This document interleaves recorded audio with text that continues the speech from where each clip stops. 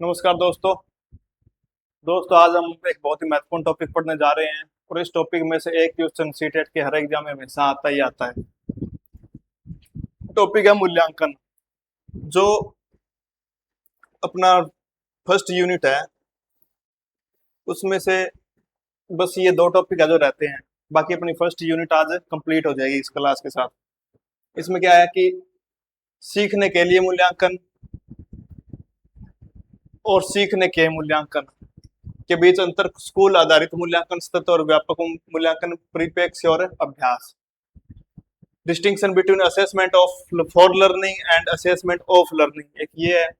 दूसरा है शिक्षार्थियों की तैयारी के स्तर का आकलन करने के लिए उचित प्रश्न तैयार करना, कक्षा में सीखने और आलोचनात्मक सोच को बढ़ाने और शिक्षार्थी की उपलब्धि का आकलन करने के लिए। ये दो टॉपिक है जो अपने बचे हुए आज हम कर लेंगे और आज हमारी फर्स्ट यूनिट है वो हो जाएगी कंप्लीट।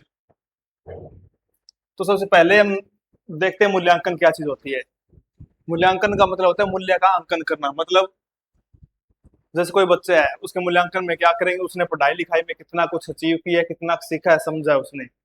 और मूल्यांकन के अंदर सिर्फ पढ़ाई लिखाई नहीं देखी जाएगी, उसमें उसकी जो एक्स्ट्रा करिकुलर एक्टिविटीज है उनको भी देखा जाएगा कि खेलने में बच्चा कैसा है, स्टेज पर कैसे परफॉर्म कर पाता है कि नहीं कर पाता, कल्चरल एक्टिविटीज में पार्टिसिपेट करता है कि नहीं करता, करता है तो कितना करता है, पहले कितना था और फिर बाद में सुधार उसका कुछ हुआ है कि नहीं हुआ। ये सारी चीजें किसमें आती है, मूल्यांकन के अंदर आती है। मूल्यांकन का अर्थ है मूल्य का अंकन करना। शिक्षा के क्षेत्र में यह व्यवस्थित और वैज्ञानिक प्रक्रिया, एक साइंटिफिक अप्रोच है, ये प्रोसेस है जिसके माध्यम से यह निर्धारित किया जाता है कि शिक्षा विद्यार्थी ने शिक्षण उद्देश्यों को किस सीमा तक प्राप्त किया है।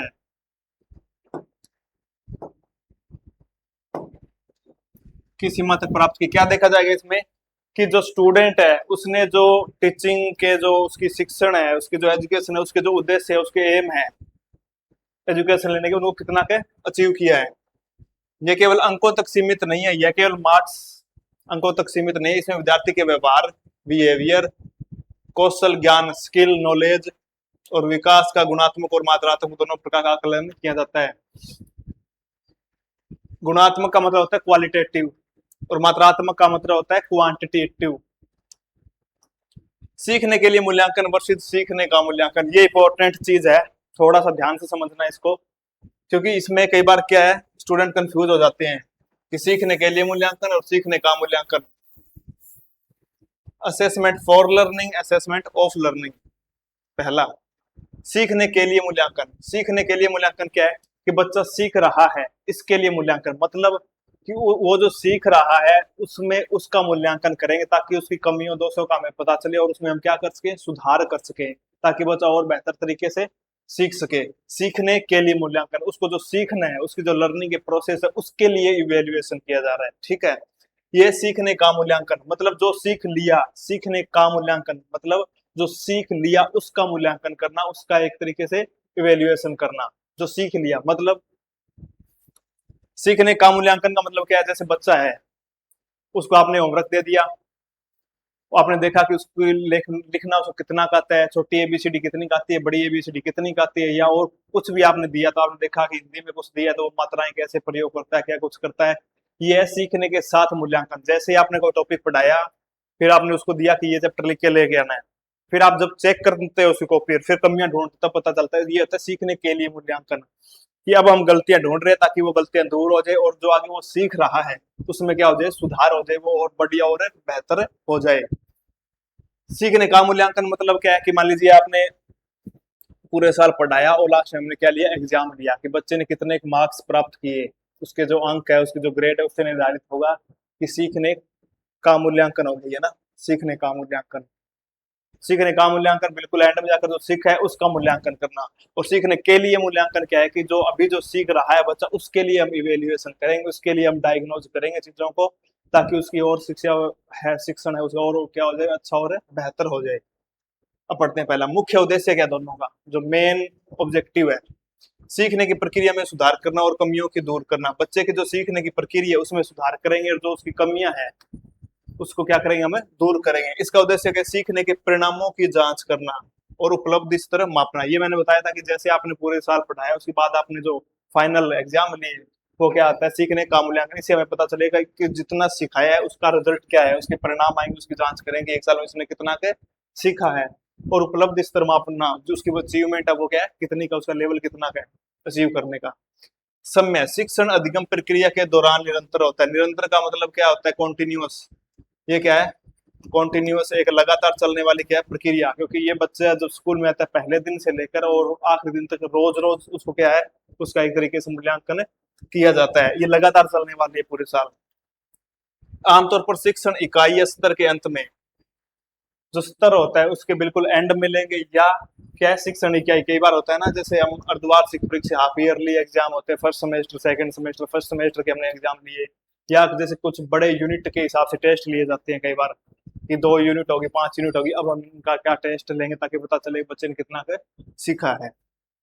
तत्काल प्रतिक्रिया मिलती है। इसमें क्या आता है, जैसे टीचर ने मान लीजिए कॉपी की, उस टाइम इसको मूल्यांकन हो रहा है, जो गलतियां आपने उसकी देख लिया, टेस्ट लिया तो उस टाइम में बता दिया, या आपने कुछ बच्चे से सुना, ओरल टेस्ट लिया उसका, जब वो सुना रहा है तो उसमें जैसे आपने उसकी कमियां हैं या उसकी खूबियां उनको आपने देखा कि कहाँ सुधार करना है, जो अच्छा है उसको और क्या है करके बेहतर कर सके, तो तत्काल इंस्टेंट उसको क्या है एक तरीके से मिलती है, प्रतिक्रिया मिलती है, रिएक्शन मिलता है।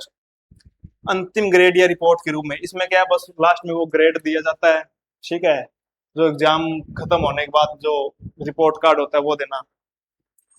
निर्माणात्मक, फॉर्मेटिव है, ये दिशा प्रदान करती है। ये क्या करती है, दिशा का मतलब क्या होता है, डायरेक्शन देती है। क्या देती है, डायरेक्शन, दिशा प्रदान करती है कि बच्चे की कहाँ कमियां रही है, और हमें बच्चे के जो लेवल है उसका पता चलेगा, इसमें हम फिर क्या और कहाँ क्या सुधार करेंगे, इसका इसकी हमें क्या मिलती है कि डायरेक्शन मिलती है, दिशा मिलती है। योगात्मक या प्रमाणात्मक या ग्रेडिंग के लिए, योगात्मक का मतलब सुमुलेटिव, क्या होता है, सुमुलेटिव इंग्लिश में बोलेंगे इसको। प्रमाणन या ग्रेडिंग के लिए, ये लास्ट है कि प्रमाणित करना है हमें कि पूरे साल में इसने कितना सीखा है, उसको ग्रेडिंग वगैरह देनी है। तत्काल प्रतिक्रिया, ठीक है, इसमें क्या सीखने की प्रक्रिया सुधार करना, कमियों को दूर करना। इसमें क्या सीखने के परिणामों की जांच करना, उनका स्तर मापना। शिक्षण अधिगम, ये क्या है, कंटिन्यूस चलती रहेगी। ये क्या आमतौर पर शिक्षण इकाई या स्तर के अंत में होगा। इसमें तत्काल, तुरंत बच्चे जैसे ही गलती की तुरंत चपेट पड़ जाता है ना, टीचर होता है लिटा लिटा के कूट देते हैं, पीट देते हैं, धड़ाधड़ कुटाई हो जाता है कि ये गलती कर दी, तुरंत रिजल्ट मिलता है, जैसे ही गलती की फेल दिया बच्चे को।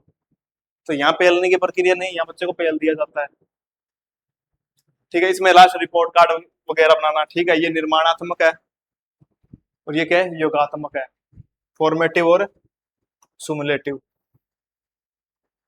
स्कूल आधारित मूल्यांकन, स्कूल आधारित मूल्यांकन क्या हुआ, इसमें जो मूल्यांकन होगा वो क्या होगा, असेसमेंट होगी, वो किसमें होगी, स्कूल के अंदर होगी। इसमें क्या है, बोर्ड की परीक्षा वगैरह होती है, उनके ऊपर डिपेंड नहीं होता। रोजाना स्कूल में जो टीचर्स वगैरह है वो उनका क्या करते हैं, एक तरीके से निरंतर रूप से मूल्यांकन करते रहते हैं। यह एक ऐसी पद्धति है जिसमें छात्र के प्रदर्शन का आकलन बाहरी बोर्ड के बजाय स्वयं विद्यालय के शिक्षकों द्वारा किया जाता है। स्कूल करेगा, स्कूल में कौन करेगा, किसी बच्चे का इवेल्युएशन कौन करेगा, टीचर ही करेंगे, ऑब्वियस सी बात है। वही इवेल्युएशन करेंगे, वही धड़ाधड़ कुटाई कर देंगे, प्रसाद देते हैं साथ ही साथ। मुख्य विशेषताएं, स्कूल की मुख्य विशेषता क्या होती है, एक तो निरंतरता है, मतलब कंटिन्यूटी है। निरंतरता का मतलब क्या होता है, कंटिन्यूटी, लगातार चलते रहते हैं पूरे स्तर के दौरान नियमित। व्यापकता, व्यापकता का मतलब क्या होता है, इसमें शैक्षणिक और सह शैक्षणिक, करिकुलर और को करिकुलर एक्टिविटी सारों को क्या किया जाता है, एक तरीके से मूल्यांकन किया जाता है, दोनों का आकलन किया जाता है। शिक्षक की सक्रिय भूमिका, शिक्षक की तो मेन भूमिका होती है टीचर की इसमें। तनाव में कमी, इसमें क्या होता है, जब बच्चे को लगातार पढ़ाया जाता है और लगातार उसके जैसे वीकली टेस्ट वगैरह होते हैं, लगातार उसका जब इवेल्युएशन किया जाता है तो उसको टेंशन नहीं होती, क्योंकि लगातार पढ़ लेता है बच्चा, फिर पता है कि एग्जाम में कर देंगे। और अगर ये ना किया जाए तो फिर एग्जाम में जाके आती है टेंशन, तो मानसिक दबाव क्या हो जाता है, इससे कम हो जाता है। प्रमुख घटक, घटक का मतलब होता है मेन फैक्टर या मेन एलिमेंट। इसका मतलब क्या होगा, मेन फैक्टर या एलिमेंट। शैक्षणिक गतिविधियां, कक्षा कार्य, गृह कार्य और unit test. School work, homework और यूनिट टेस्ट, ये आमतौर पर आपको पता है स्कूल के अंदर चलते रहते हैं। शैक्षणिक में क्या है, रुचि, एटीट्यूड, खेल, कला, शारीरिक शिक्षा मतलब होता है फिजिकल एजुकेशन। कला का मतलब क्या होता है, आर्ट। खेल का मतलब गेम, और ये क्या होता है, फिजिकल एजुकेशन, इंग्लिश में क्या बोलेंगे, और फिजिकल एजुकेशन। इन सारी चीजों का द पोर्टफोलियो और प्रोजेक्ट। पोर्टफोलियो फाइल लगती है हर एक बच्चे की, उसमें क्या होता है कि हर एक बच्चे का रिपोर्ट कार्ड, जब बच्चा एडमिशन लेता है उस दिन से लेकर बिल्कुल एंड तक, उनके जो टेस्ट वगैरह होते हैं, उसने जो खेलों में कहीं भाग लिया होता है, ठीक है, उसका जो भी लेवल स्तर होता है, उसके एक तरह के पूरा एक रिपोर्ट कार्ड होता है जो पोर्टफोलियो फाइल के अंदर टीचर्स रखते हैं।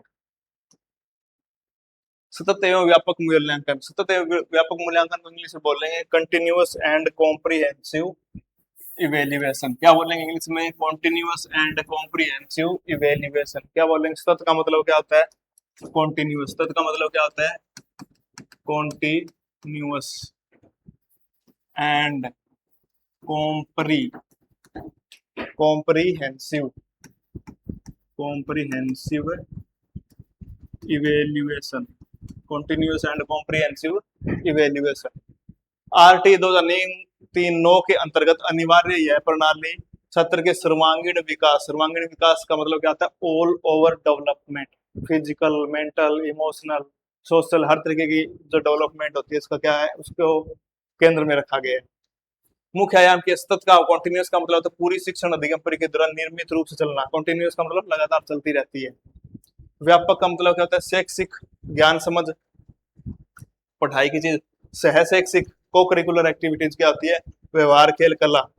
व्यवहार का मतलब बिहेवियर, खेल का मतलब गेम, स्पोर्ट्स, कला का मतलब आर्ट। दोनों पक्षों का समावेश, कॉम्प्रिहेंसिव में पूरा उसका समावेश किया जाता है हर चीज का। पढ़ाई में कैसा है, खेल कूद में, सोशल उसका बिहेवियर कैसा है, इमोशनल कैसा क्या है। बच्चों में आपस में लड़ाई कर लेते हैं तो उसको सहन कर पाता है कि नहीं कर पाता, या रोने लग जाता है तो रोने लग जाते हैं कई बच्चे ऐसे दीवार तोड़ फोड़ देते हैं, चीजों को तोड़ फोड़ देते हैं, ठीक है। इस तरीके से उसके हर एक चीज का क्या करना, एक तरीके से मूल्यांकन करना। व्यापक के अंदर क्या होता है, फिर सारी चीजें आ जाती है। रचनात्मक और योगात्मक आकलन। रचनात्मक और योगात्मक आकलन, इसका मतलब क्या होता है, एफ ए का मतलब क्या है, फॉर्मेटिव असेसमेंट। रचनात्मक का मतलब क्या हुआ, फॉर्मेटिव असेसमेंट। रचनात्मक का मतलब क्या है, फॉर्मेटिव असेसमेंट। शिक्षण प्रक्रिया के दौरान सुधार हेतु, शिक्षण प्रक्रिया के दौरान सुधार हेतु। फॉर्मेटिव हमने पहले पीछे पढ़ लिया। योगात्मक आकलन क्या है, सुमुलेटिव असेसमेंट। ये है फॉर्मेटिव, फॉर्मेटिव, ये क्या है, सुमुलेटिव, सुमुलेटिव असेसमेंट। ये बिल्कुल एंड में किया जाएगा, और ये पूरी शिक्षण प्रक्रिया के दौरान उसमें उसका मेन पर्पस क्या होता है, सुधार करना। सिंपल सा सिस्टम है। निष्कर्ष, कंक्लूजन क्या है इसका, स्कूल आधारित मूल्यांकन और सीसी का उद्देश्य शिक्षा को अनुभव आधारित सीखने की ओर लेके जाना है। इनका जो मेन पर्पज है वो क्या होता है, अनुभव आधारित हो, बच्चा एक्सपीरियंस करके सीखे, ना कि रट्टा मार के सीखे, ठीक है, ताकि छात्र केवल परीक्षा पास करने वाली मशीन न बनकर एक समर्थ नागरिक बने। ये छोटा सा टॉपिक था एक तो इवेल्युएशन। अब इसका एक दूसरा पार्ट था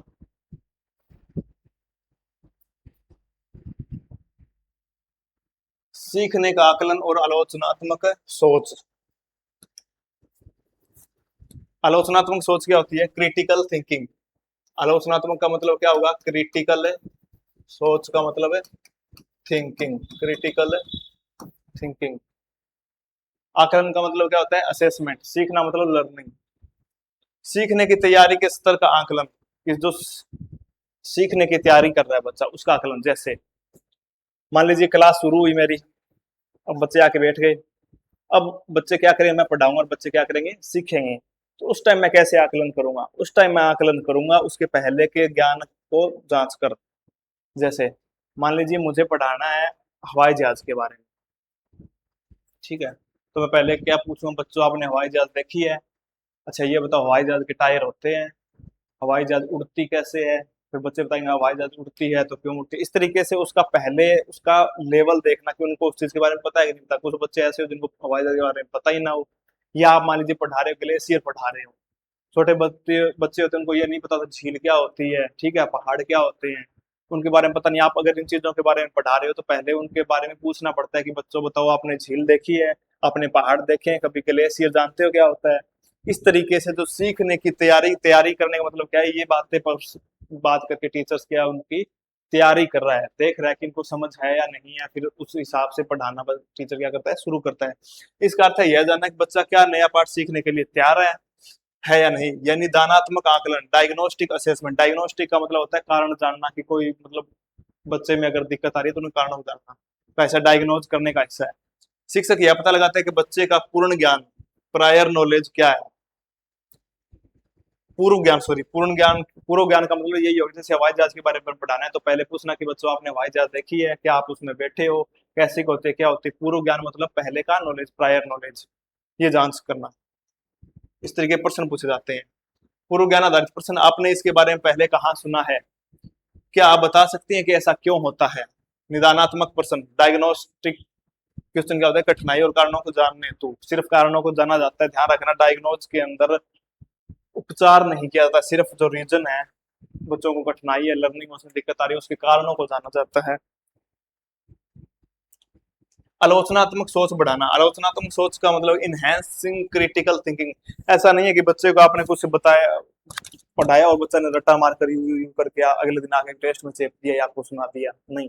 बच्चे को पता होना चाहिए कि मैं जो पढ़ रहा हूँ क्यों होता है, कैसे होता है। जैसे बारिश आ रही है तो बच्चों को ये पहले पता होना चाहिए। आलोचनात्मक थिंकिंग क्या होगी कि हवा चल रही है, समुद्र का पानी है वो बादलों में जा रहा है, वाष्पीकरण की प्रोसेस हो रही है और क्या हो रहा है, पानी बरसना शुरू हो गया। ये होती है लॉजिकल क्रिटिकल थिंकिंग, क्यों और कैसे, उसमें तथ्य होते हैं। तथ्यों को केवल याद न करना बल्कि क्यों और कैसे का विचार करना। ऐसा नहीं रट्टा मार दिया और सुना दिया, पूरे ही उनको प्रोसेस प्रैक्टिकल तरीके से पता हो। जैसे आपने सूर्य ग्रहण, चंद्र ग्रहण है, सोलर एलिस्केप है, ठीक है, इसके बारे में अगर पढ़ाना हो तो पहले पूरा आप डायग्राम बना के पढ़ाओगे और बच्चे को पता होना चाहिए कि इस प्रोसेस क्या होती है, इस तरह से होती है, ना कि वो रट्टा मार ले और पता है नहीं क्या होता है, कैसे होता है। इसमें क्या होता है, खुले अंत वाले प्रश्न, ठीक है। आलोचनात्मक क्या है, इसका जिनका एक से अधिक उत्तर हो। आप ऐसी कोई कहानी बताओगे बच्चे को जिनके वो एक से अधिक जवाब दे देगा, एक से ज्यादा जवाब दिए जा सके, वो क्या होते हैं, खुले अंत वाले प्रश्न। जैसे आपने बच्चों को कहानी सुनाई थ्रस्टी करो, थ्रस्टी करो में प्यासा कौवा है, वो क्या करता है, पास पड़े कंकड़ को उसमें डाल के पानी ऊपर आता है और पी के उड़ जाता है।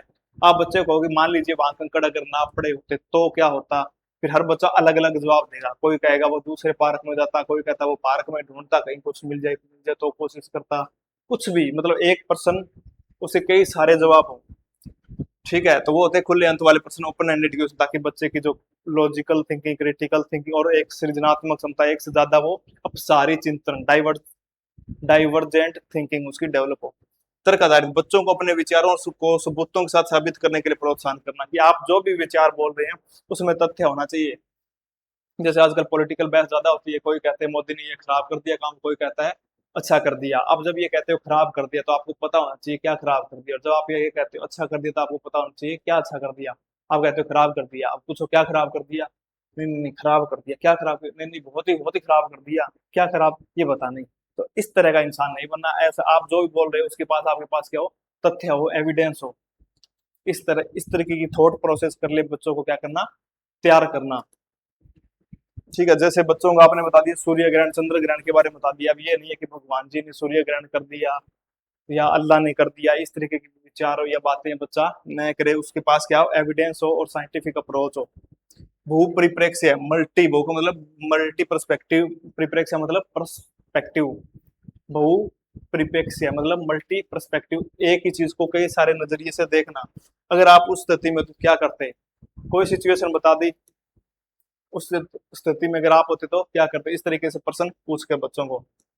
उपलब्धि का आकलन, असेसमेंट, असेसिंग लर्निंग अचीवमेंट, यह मापता है कि शिक्षण के बाद बच्चे ने कितना सीखा। इसमें क्या होता है, उपलब्धि का आकलन मतलब अचीवमेंट है उसका, क्या करेंगे हम, असेसमेंट करेंगे उसकी। शिक्षण के बाद मान लीजिए आपने बच्चों को पढ़ाया और फिर आपने पूछा कि हाँ बताओ बच्चों कितना क्या सीखा, वो क्या होता है, उपलब्धि का आकलन। रचनात्मक आकलन, फॉर्मेटिव असेसमेंट, शिक्षण के दौरान निरंतर चलने वाला ताकि सुधार किया जा सके। जैसे मैं पढ़ा रहा हूँ आपको, मैं पूछूं कि सुमुलेटिव असेसमेंट क्या है, फॉर्मेटिव असेसमेंट क्या है, क्या इन दोनों में फर्क है। स्कूल का मूल्यांकन, ठीक है, और वैसे हम करें उसका मूल्यांकन, समग्र मूल्यांकन, व्यापक मूल्यांकन, कॉन्टिन्यूस जो तत्व मूल्यांकन है वो क्या है, बीच बीच में इस तरह के क्वेश्चन पूछता रहूं और आप अगर उसके जवाब देते हो तो वो क्या होती है, एक कंटिन्यूस लगातार चलने वाली प्रोसेस होती है। उपलब्धि का आकलन मतलब आपने अब कितना सीखा उसका पता चलता रहता है। फॉर्मेटिव असेसमेंट रचनात्मक आकलन, शिक्षण के दौरान निरंतर चलने वाला ताकि सुधार किया जा सके। योगात्मक आकलन सुमुलेटिव असेसमेंट क्या होता है, सत्र के अंत में होता है ताकि उपलब्धि का स्तर मापे। जब मैं पढ़ा रहा हूँ बीच बीच में आपसे प्रश्न पूछ रहा हूँ तो वो तो क्या हो गया रचनात्मक फॉर्मेटिव असेसमेंट, और ये टॉपिक खत्म होने के बाद आपका टेस्ट लिया जाए तो वो कौन सा होगा, योगात्मक आकलन।